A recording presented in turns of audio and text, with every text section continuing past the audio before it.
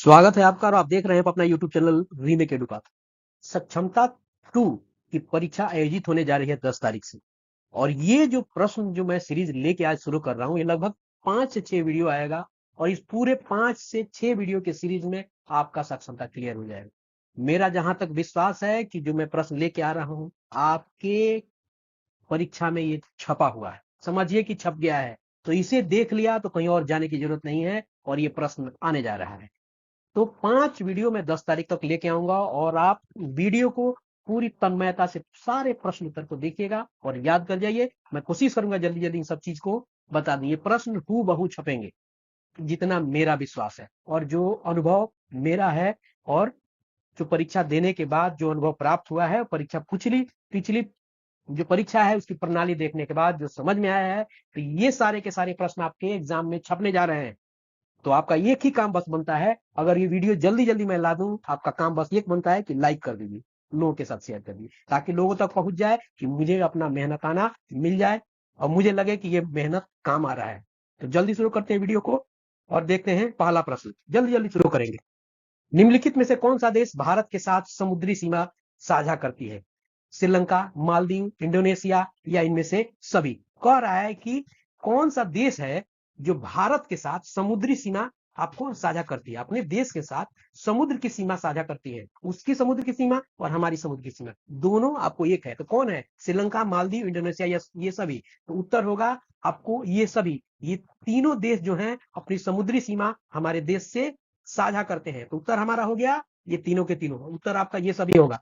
दूसरा, किस प्रसिद्ध नाटककार के दुखद नाटक हैमलेट हैमलेट नाटककार ने दुखद नाटक हैमलेट बनाया, जो विश्वासघात, बदला और नैतिक भ्रष्टाचार जैसे विषयों की खोज के लिए जाना जाता है? William Shakespeare, Christopher Marlowe, John Webster और बेन जोन्स। तो आपको पता है कि हैमलेट किसका लिखा हुआ है? हेलमेट लिखा हुआ है आपको विलियम शेक्सपियर का। तो उत्तर क्या हो जाएगा? William Shakespeare. चलिए आगे बढ़ते हैं, इसका 1 नंबर उत्तर हो गया। ठीक है, चलिए आगे देखते हैं। कारगिल विजय दिवस के रूप में कौन सा दिन मनाया जाता है? 10 जून, 26 जुलाई, 15 जनवरी या 5 मार्च। तो उत्तर आपका निकल के आएगा 26 जुलाई को कारगिल दिवस, विजय दिवस मनाया जाता है। भारत में अंबेडकर जयंती कब मनाई जाती है? 14 जनवरी, 14 फरवरी, 14 मार्च, 14 अप्रैल। आपको याद होगा विद्यालय में छुट्टी रहती है, उस दिन जयंती मनाई जाती है 14 अप्रैल। रट जाइए, प्रश्न छपा हुआ है आपके परीक्षा में, ये प्रश्न आ गया है, समझिए। अब वीडियो को सारे को देख गए, एक प्रश्न मिस नहीं कीजिएगा, सारे प्रश्न आए हुए हैं। तो आपका सक्षमता 2 क्लियर होगा। मैं जीएस के लेके आऊंगा, उसके बाद लैंग्वेज के लेके आऊंगा, उसके बाद समान अध्ययन के लिए लेके आऊंगा। खासकर 1 to 5 की सारी चीजें क्लियर कर दूंगा। और ये वीडियो 1 से लेके 12 तक के शिक्षकों के लिए है, ये जीएस का है, ये सब में आएगा। जनजातीय गौरव दिवस किस नेता की जयंती पर मनाया जाता है? अटल बिहारी वाजपेयी, डॉक्टर भीमराव अम्बेडकर, बिरसा मुंडा और श्यामा प्रसाद मुखर्जी। उत्तर हो जाएगा बिरसा मुंडा। क्या हो जाएगा? बिरसा मुंडा के आपको इनके जयंती को, जन्म जयंती को गौरव, जनजातीय गौरव दिवस के रूप में मनाया जाता है। आगे देखते हैं। भारतीय वायुसेना आईएएफ में फ्रंट लाइन लड़ाकू इकाई के नेता के रूप में नियुक्त होने वाली पहली महिला अधिकारी कौन है? करंट अफेयर है ये। शालिजा धामी, अवनी चतुर्वेदी, मोहना सिंह और भावना कांत। तो कौन है? शालिजा धामी, ये करंट है, रट जाइए इसको। बिंदेश्वरी पाठक, जिनका हाल ही में निधन हो गया, किस क्षेत्र से जुड़े थे? जितने भी सुलभ कॉम्प्लेक्स शौचालय बने हुए हैं शहरों में, ये सारे के सारे सुलभ कॉम्प्लेक्स और ये ने बिंदेश्वरी पाठक का ही देन है। तो ये आपको किसी से जुड़े हुए थे? ये सामाजिक कार्य से जुड़े हुए थे। क्लियर है? चलिए आगे देखते हैं, इनका देहांत हो गया है। सर्वोच्च न्यायालय की पहली महिला न्यायाधीश कौन थी? फातिमा बीबी, सुजाता मनोहर, न्यायमूर्ति रूमापाल या न्यायमूर्ति ज्ञान सुधा मिश्रा। तो आपको याद होगा कि फातिमा बीबी जो है पहली महिला आपको न्यायाधीश है, मुख्य न्यायाधीश नहीं समझिए, महिला। सर्वोच्च न्यायालय, सुप्रीम कोर्ट, उच्च न्यायालय और सर्वोच्च न्यायालय में ध्यान रखने की जरूरत है, ये सर्वोच्च न्यायालय की पूछे जा रही है और ये महिला न्यायाधीश के बारे में पूछे जा रही है, ये प्रमुख न्यायाधीश के बारे में नहीं है। आइए देखते हैं, अधिगम के लिए निम्न में से कौन सी धारणा उपयुक्त है? योग्यता सुधार्य, योग्यता अटल है, प्रयासों में कोई फर्क नहीं पड़ता, असफलता अनियंत्रित है। अधिगम, अधिगम का मतलब होता है सीखना। इसके लिए निम्न में से कौन सी धारणा उपयुक्त है? तो आप देखिएगा, तो इसमें होगा योग्यता सुधार्य है, योग्यता सुधार्य, ये आपको एबिलिटी इज इम्प्रूव, ये आपको परफेक्ट आंसर है इसका। राष्ट्रीय शिक्षा नीति 2020 के अनुसार एक शिक्षक को शिक्षण अधिगम प्रक्रिया के दौरान प्राइमरी स्कूल के बच्चों में संप्रेषण की किस भाषा का प्रयोग करना चाहिए। प्रश्न को देख के मत समझिएगा, ये प्रश्न आया हुआ है और ये प्रश्न आपके भी क्वेश्चन छप के आपके लिए तैयार है और आपके लिए कंप्यूटर स्क्रीन पे दिखेगा परीक्षा के दिन। तो इसका उत्तर आपको हो जाएगा आपको बच्चों की मातृभाषा का। क्या प्रश्न था? राष्ट्रीय शिक्षा नीति 2020 के अनुसार एक शिक्षक को शिक्षण अधिगम प्रक्रिया यानी पढ़ाने लिखाने में सिखाने के दौरान प्राइमरी स्कूल के बच्चों में संप्रेषण के लिए किस भाषा का प्रयोग करना चाहिए। देखिए कितना लंबा चौड़ा प्रश्न है और सबको पता है कि विद्यालय में बच्चों को किस भाषा में पढ़ाना चाहिए। सीधी सी बात है, मातृभाषा। क्वेश्चन कितना बड़ा है, आंसर कितना सामान्य है। उसके बाद है बच्चों में समस्या समाधान कौशल को बढ़ाने के लिए निम्न में से कौन सा प्रभावी तरीका है। उन्हें बुद्धि मंथन करने और सहज अनुमान लगाने के अवसर देना, उन्हें समस्याओं का तैयार समाधान उपलब्ध करा देना, ये तो कहीं नहीं होगा। स्वतंत्र चिंतन को हतोत्साहित करना और घोषणात्मक ज्ञान पर ध्यान केंद्रित करना, कठिन समस्याओं से बचने के लिए प्रोत्साहित करना, ये बिल्कुल नहीं होगा। आपका आंसर दिख रहा है, पहला वाला आंसर सबसे सटीक है, इसको देख जाइए। और बच्चों में समस्या समाधान, आपको प्रॉब्लम सॉल्यूशन कौशल, लड़का सब कैसे आपका जो कोनो प्रॉब्लम है उसको सॉल्यूशन करने के लिए उसमें कौन सा स्किल हो जाएगा बच्चों में, उसको बढ़ाने के लिए क्या कीजिएगा, तो क्या उन्हें कीजिएगा, उन्हें बुद्धि मंथन करने और सहज अनुमान लगाने के अवसर देना। भाई और तुम अपने से करो, अपने से अनुमान लगाओ और इसको अपने से इसको ठीक करो, कोनो प्रॉब्लम है तो यही ना करेंगे आप। तो यही है आंसर। निम्न में से कौन सा विफलता के लिए आंतरिक आरोपण का एक उदाहरण है। मैं बहुत ज्यादा एलोबरेट नहीं कर रहा हूं, बहुत ज्यादा डिस्क्राइब नहीं कर रहा हूं क्योंकि समय कम है, 3 दिन का समय है, 10 तारीख की परीक्षा आरंभ होने की संभावना है। तो मैं चाह रहा हूं कि क्वेश्चन सीधा आपके सामने रखूं और आंसर करके जल्दी करूं, क्योंकि अगला वीडियो भी आपके लिए जल्दी लेके आना है। मुझे सारे के सारे काम जल्दी कर देने, तो डिस्क्राइब करूंगा, वीडियो लंबा हो जाएगा और मुझे इस पे काम करने में भी ज्यादा समय लगेगा। निम्नलिखित में से कौन सा विफलता के लिए आंतरिक आरोपण का एक उदाहरण है। मैं परीक्षा में फेल हो गया क्योंकि मेरे दोस्त मेरा ध्यान भटका रहे हैं। ये क्या है? कौन विफलता के लिए आंतरिक आरोपण, बहाना नहीं होता है। दूसरा बहाना, शिक्षक के पक्षपाती होने के कारण मुझे अंक नहीं मिले, लेकिन ऐसा बहाना नहीं बनाता है। मुझे निम्न ग्रेड प्राप्त हुआ क्योंकि शिक्षक कठोर तरीके से पढ़ाते थे, मैंने बड़ा टाइट। मैं परीक्षा में फेल हो गया क्योंकि मैंने पर्याप्त पढ़ाई नहीं की। अब देखिए आंतरिक आरोपण क्या है, मैंने भीतर से समझ, बाहरी बारी में तो बहाना बना लीजिए, भीतरे भीतरे आप क्या समझिएगा, यही मैंने मन आपका क्या कह रहा है कि तो बाहर बाहर किसी को बहाना बनाने के लिए, हाँ ये कि हाँ यही कहानी रहा, लेकिन भीतरिया मन में क्या है, मैं परीक्षा में फेल हो गया क्योंकि मैंने मन में पर्याप्त पढ़ाई नहीं की। मान लीजिए आप परीक्षा देने आ रहे हैं, नहीं ठीक से परीक्षा दे के आइएगा, तो बाद में भीतर मन में होगा ना कि पढ़ले रहती पास तो वही रहती। लेकिन समस्या ये है, और लेकिन बाहर आके लोगों से कहा बड़ा टाइप क्वेश्चन है, क्वेश्चन अलग है, कंप्यूटर बुझाते ना अलग है, सरकार बहुत मुश्किल करता, बहुत तरह तरह का बहाना। वही बात ये है, भीतर का मन क्या कह रहा है, बाहर का मन क्या कर रहा है, यही सी बात। डैश के अलावा निम्नलिखित कारणों से खेल युवा बच्चों के विकास में एक महत्वपूर्ण भूमिका निभाता है। कौन सा खेल युवा बच्चों के विकास में महत्वपूर्ण भूमिका निभाता है? के अलावा, किसके अलावा? वे अपने शरीर पर निपुणता प्राप्त करते हैं, यह उनकी इंद्रियों को उत्तेजित करता है, यह समय बिताने का सुखद तरीका है, बिल्कुल नहीं होगा। ये नए कौशल हासिल करते हैं और सीखते हैं और उन्हें कब उपयोगी बनाया जाए। आपका क्या है इसमें महत्वपूर्ण भूमिका निभाता है, यह समय बिताने का सुखद तरीका है। ये अलावा, ये अलावा पूछ रहा है, तो इसका क्या आंसर बन रहा है आपका? सुखद तरीका है तीसरा। चलिए आगे देखते हैं।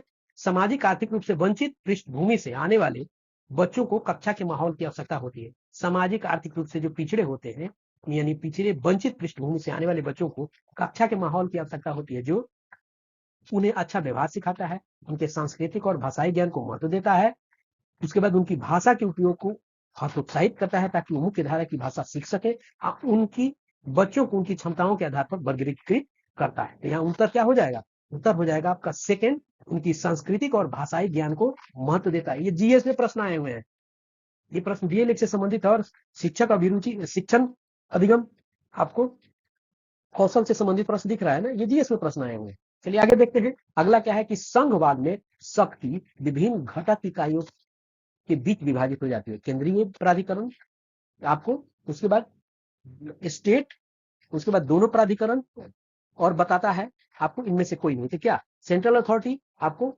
ये बताता नहीं है, ये यहाँ राज्य होगा आपको राज्य प्राधिकरण। तो यहाँ देखो बोथ सेंट्रल एंड स्टेट, यहाँ बताता ही गलती लिखा है, इनमें से कोई नहीं। तो उत्तर क्या होगा यहाँ? उत्तर हो जाएगा आपको सेंट्रल अथॉरिटी। संघवाद जो है ना हमेशा केंद्र से ही जुड़ी रहती है, ठीक है ना। चलिए आगे देखते हैं, कौन से देश एकात्मक शासन प्रणाली का पालन करते हैं?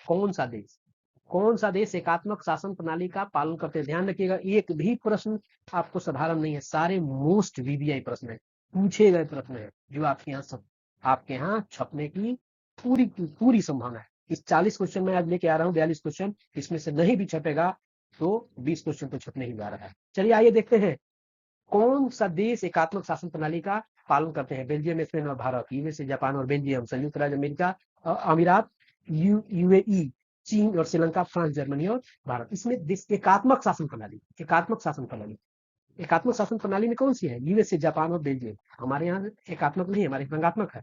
तो हमारे यहाँ क्या है? ये दूसरा यूएसए, जापान और बेल्जियम जो है एकात्मक शासन प्रणाली वहां आपको है। क्लियर है? चलिए आगे देखते हैं, निम्न में से बात करें, निम्नलिखित में से कौन एकात्मक शासन प्रणाली का उदाहरण है? वहां है और यहाँ उदाहरण है देश, बेल्जियम, श्रीलंका और बेल्जियम दोनों, और इनमें से कोई नहीं। उत्तर अगर देखिएगा तो श्रीलंका क्या है, इसमें एकात्मक शासन प्रणाली का उदाहरण है। कौन है? इसमें श्रीलंका हो जाएगा। चलिए आगे देखते हैं, निम्नलिखित में से कौन सा मानव पूंजी का उदाहरण है? लैंड, भूमि, मशीनरी, सड़कें और शिक्षा। कौन? मानव पूंजी। 8वां से प्रश्न है ये आपकी किताब के, तो ये क्या होगा? शिक्षा। निम्नलिखित से कौन सा मानव पूंजी का उदाहरण है? क्या होगा यहाँ? शिक्षा। चलिए आगे देखते हैं, भारत में खाद्यान्न के बफर स्टॉक को बनाए रखने के लिए कौन सा संगठन जिम्मेदार है? भारतीय खाद्य निगम, विश्व व्यापार संगठन, राष्ट्रीय खाद्य सुरक्षा अधिनियम, भारतीय कृषि अनुसंधान। देखिए माने भारत में भोजन पत्र अगर बाद में भविष्य में किसी चीज की जरूरत पड़े तो स्टॉक कौन सी संस्थान रखती है? तो वो रखती है फूड कॉर्पोरेशन ऑफ इंडिया, पहला वाला। यानी हमारे यहाँ स्टॉक बना के यही आपको फूड कॉर्पोरेशन ऑफ इंडिया बना के रखती है।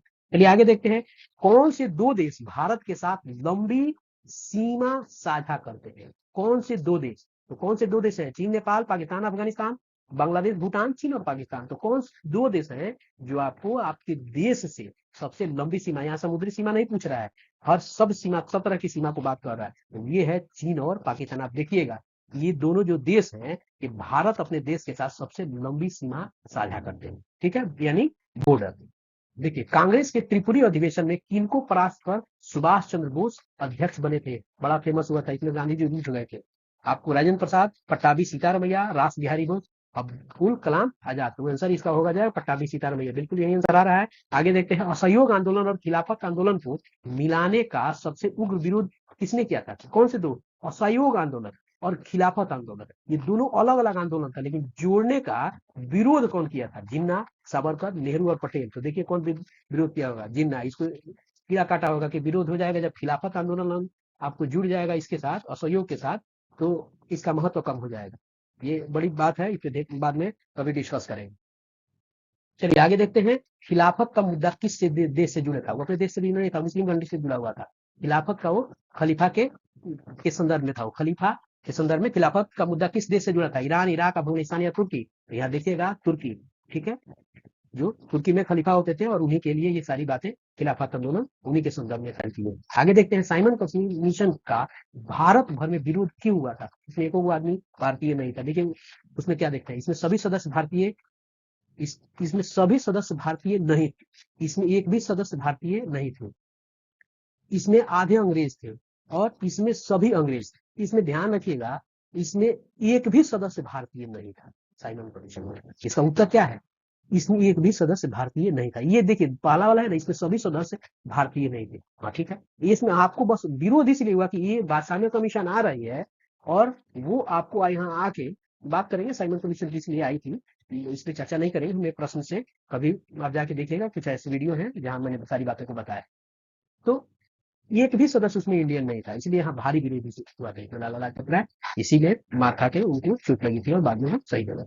मुसलमानों के पृथक निर्वाचन मंडल की आपको मांग किस अधिनियम के अंतर्गत हुआ था? वो पार्लियामेंट आया था।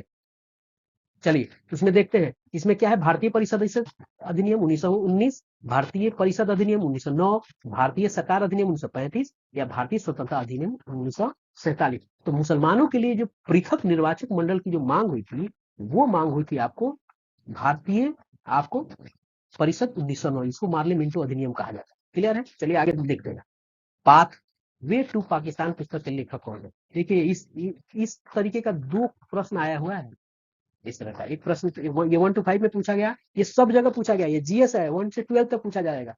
ये इसी तरह का एक और है, ट्रेन टू पाकिस्तान है, ये पाथवे टू पाकिस्तान है, दोनों प्रश्न अलग अलग है, ध्यान रखने की जरूरत है, क्योंकि इसमें खुशवंत सिंह का नाम नहीं है तो कंफ्यूज नहीं होइएगा। लेकिन ये मत मार के आइएगा ये क्वेश्चन गलत है, ये क्वेश्चन सही है। पाथवे टू पाकिस्तान पुस्तक के लेखक चौधरी रहीम यार खान, चौधरी खलीक कुजमा, खरीद चौधरी रहमत अली, चौधरी शराफत अली। क्लियर है? चलिए उत्तर क्या है इसमें? चौधरी खलीक कुजमा। कौन है? दूसरा आंसर इसका है चौधरी खलीक कुजमा। आगे देखते हैं, द्वितीय विश्व युद्ध में कांग्रेस का ब्रिटेन के प्रति रवैया कैसा रहा है? किसका? कांग्रेस का। सहयोगी, विरोधी, तटस्थ, इनमें से कोई नहीं। तो क्या रहा है? विरोधी रवैया रहा है। क्या रवैया था कांग्रेस का? विरोधी रवैया। प्रथम द्वितीय विश्व युद्ध में, ठीक है, उसमें आपको कांग्रेस क्या थी? ब्रिटेन के प्रति विरोधी रवैया अपनाई हुई थी। जापान द्वितीय विश्व युद्ध में कब शामिल हुआ? ये हिरोशिमा और नागासाकी में बम गिरा था ना, इससे संबंधित प्रश्न भी आपको पूछे हुए हैं। चलिए देखते हैं इसमें जापान द्वितीय विश्व में शामिल कब हुआ? 42 में, 41 में, 40 में या 39 में? तो आप आंसर जब देखिएगा 41 में आपको शामिल हुआ, और सबसे ज्यादा बर्बादी इसी के यहाँ हो गई। 6 अगस्त 1945 में आपको हिरोशिमा में हुआ, उसके बाद आपको 2-3 दिन बाद नागासाकी में एटम बम गिरे। चलिए आगे देखते हैं, बड़े बांधों में से एक कोयना बांध अवस्थित है महाराष्ट्र, राजस्थान, बिहार और हिमाचल प्रदेश। कोयना बड़े बांध, ये बड़ा बांध है ये, और ये इसको कोयना बांध कहते हैं। ये कौन से राज्य में है? तो ये आपको महाराष्ट्र में है। कोयना कहाँ है? महाराष्ट्र में है। रट जाइए, इसको सारे प्रश्न को रट जाइए, इसलिए मैं कम कम लेके आ रहा हूँ 40-42 क्वेश्चन जो आपको याद हो जाएगा। हरित, इसको 2 बार 3 बार 4 बार इस वीडियो को देख लेंगे, वीडियो को स्लो करके देख जाइए, लिखने की जरूरत नहीं है, समय नहीं है, 2 बार 3 बार देखिएगा, याद हो जाएगा। हरित क्रांति पंजाब हरियाणा में तो हुआ ही था, उसके बाद राजस्थान में हुआ था, उसके बाद और कौन से देश के हिस्से में हुआ था? उसी से प्रश्न है। पश्चिमी उत्तर प्रदेश, पूर्वी उत्तर प्रदेश, गुजरात। हम लोग तो पूर्वी, हम लोग तो वैसे ही उत्तर प्रदेश में नहीं रहते हैं, पूर्वी उत्तर प्रदेश में नहीं होता, नहीं हुआ था। ये ले देके आपको पश्चिमी उत्तर प्रदेश में भी हुआ था, तो उत्तर देख लेते हैं। बिल्कुल पश्चिमी उत्तर प्रदेश में आपको ये हरित क्रांति हुई थी, क्योंकि पश्चिमी उत्तर प्रदेश से ही लगा हुआ ये सब है लेने के, ठीक है। पंजाब, हरियाणा, राजस्थान सब उधर पश्चिम की तरफ से ही, हमारी तरफ से पश्चिम की तरफ ही पड़ने वाले हैं, इसलिए पश्चिम उत्तर प्रदेश इसका सटीक आंसर हो जाएगा। हम आपको इसको आप रीजनिंग के टाइप से ही बना सकते। खरीफ फसलें देश के विभिन्न हिस्सों में मानसून की शुरुआत में लगाई जाती है। ध्यान रखिएगा, धान ये सब जो है ना खरीफ है। अब कब लगाया जाता है? मानसून की शुरुआत में, जब बरखा शुरू होता है, बारिश शुरू होता है, तो उसी में शुरुआत में लगाई जाती है, और इनकी कटाई डैश में की जाती है। बताइए, उसमें लगाया जाएगा सितंबर अक्टूबर इस सब में लगाया जाता है, और आपको जुलाई उससे शुरू हो जाता है, अगस्त से शुरू हो जाता है, लगता रहता है। तो कटाता कब? जुलाई अगस्त में तो कटाएगा नहीं, जून अगस्त में कटाएगा नहीं, सितंबर अक्टूबर में कटाएगा कब? इसको कटाने की बारी देखिए, ये कटाएगा कब? सितंबर अक्टूबर में। कब कटाता है? शुरू हो जाता है आपको लगना यहीं से, जून से अगस्त के बीच में ये लगता है, ठीक है। जैसे जैसे बारिश होता है धीरे धीरे धान की प्रजाति सबके ये डिपेंड करता है, कौन पहले लगाया जाए, कौन बाद में लगाएगा। तो ये कटाना शुरू होता है सितंबर अक्टूबर से। तो ध्यान रखना है, इस चीज को आप अगर आप खेती बाड़ी से जुड़े हुए हैं तो आराम से बना लीजिएगा। चलिए, सोना, चांदी और प्लेटिनम डैश के उदाहरण है। लौह, अलौह, बहुमूल्य खनिज और धातु खनिज। तो किसके हैं? बहुमूल्य, सबसे ज्यादा महंगा है ना, तो बहुमूल्य खनिज के ये उदाहरण है। सानी, सोना, चांदी, प्लेटिनम इत्यादि। ठीक, क्लियर है? चलिए आगे देखते हैं, कोयला और प्राकृतिक गैस डैश खनिजों के उदाहरण है। क्या? गैर धात्विक, ऊर्जा, लौह युक्त या अलौह। क्या है? कोयला और प्राकृतिक गैस, ये किसके हैं? ऊर्जा के। क्लियर है? इससे ऊर्जा होती है ना, बिजली पैदा होती है ना इससे, ये क्या है? एनर्जी है ये। क्लियर है? चलिए आगे बढ़ते हैं, देखते हैं, जोवाई और चेरापूंजी में कोयला खनन परिवार के सदस्यों द्वारा एक लंबी संकीर्ण सुरंग के रूप में किया जाता है। अब देखिए, ये मेघालय के लोग हैं, और इन्होंने ही उत्तराखंड में जो फंसे हुए थे ना वो टनल में, यहीं के लोगों ने वो निकाला था। जो कोयला खनन परिवार के सदस्यों द्वारा एक लंबी संकीर्ण सुरंग के रूप में किया जाता है, जिसे डैश खनन के रूप में जाना जाता है। रेट माइनिंग वो लोग करते हैं, रेट माइनिंग, और उन्होंने ही बचाया था जो बहुत सारे लोग जो फंस गए थे, जो मजदूर फंसे थे और बहुत दिन तक रहे थे वो। अभी हाल ही में कुछ दिन पहले हुआ था, तो मेघालय के रेट माइनस ने ही उनको निकाला। तो ये जो खनन करते हैं उनको किस रूप में और क्या का कहा जाता है? देखिए इसका उत्तर क्या है? रैथोल। ठीक है ना? देखिए इसमें रेट है ना, रेट, ये वही रेट माइनिंग से ये रैथोल बना है, तो रैथोल कहा जाता है। क्लियर है? चलिए आगे है, बहुत छोटे पौधे कहलाते हैं जड़ी बूटी, दोनों लताएं, क्या कहलाता है? जड़ी बूटी। बहुत छोटे पौधे क्या कहलाते हैं? जड़ी बूटी कहलाते हैं। चलिए आगे देखते हैं, डैश के तने कमजोर होते हैं, दोनों पर्वतरोही लताएं किसके किसके कमजोर होते हैं? आपको किसके? पर्वतारोही, आपको दोनों, इसमें आपको क्या कह रहा है? दोनों कह रहा है। ठीक है, चलिए इस पे आंसर बीएससी भी ने यही माना है, कुछ बहुत सारे क्वेश्चन जो है ना इधर उधर थे, ये क्वेश्चन वैसे ही खुद में ही कंफ्यूज है ये, क्लियर है, ये क्वेश्चन अधूरा सा है। लेकिन आप ध्यान रखिएगा, आपने छपेगा तो यही मार दीजिएगा। चलिए, डैश के तने कमजोर होते हैं, दोबारा प्रश्न हो गया, इसको आगे बढ़ जाते हैं। दो बार क्वेश्चन हो गया है। निम्नलिखित में से कौन जलीय जीव नहीं है? मेंढक, डॉल्फिन, व्हेल या ऊंट? कौन पानी में आपको नहीं रहता है? ऊंट पानी में रहता है? उत्तर क्या हो जाएगा? सीधी सी बात है, कैमल। क्लियर है। चलिए, मधुमक्खी का घर क्या कहलाता है? छप्पर, नेट, कंघी या मधुमक्खी का छप्पा? मधुमक्खी, मधुमक्खी यानी मधु का घर क्या कहलाता है? क्या कहलाता है मधुमक्खी का? आपको ये इसी अंग्रेजी से आप समझ जाइएगा, इसको आप जानते हैं। चलिए आगे बढ़ते हैं। कुछ लोगों के लिए खेलना वास्तव में काम है। नीचे कुछ प्रसिद्ध लोगों के नाम दिए गए हैं, वह नाम चुने जिसका काम वास्तव में खेल रहा है। अजीत जोगी खेलते हैं, खेलते थे, तो ध्यान हो गया इनका। विराट कोहली खेलते हैं ना, बचेंद्री पाल है, स्टीव जॉब तो खेलता ही नहीं है। आपको ये स्टीव जॉब्स अमेजन से संबंधित है, बचेंद्री पाल, ये पर्वतारोही थी, कौन खेलता है इसमें? विराट कोहली खेलते हैं। उत्तर क्या है इसका? विराट कोहली। चलिए आगे देखते हैं। भोजन पकाने में किस ऊर्जा का प्रयोग किया जाता है? गर्मी, विद्युत, ध्वनि और ये सभी क्या है? आपको गर्मी, हीट की। भोजन पकाने के लिए क्या चाहिए? हीट चाहिए ना, तो हीट की। चलिए आगे देखते हैं।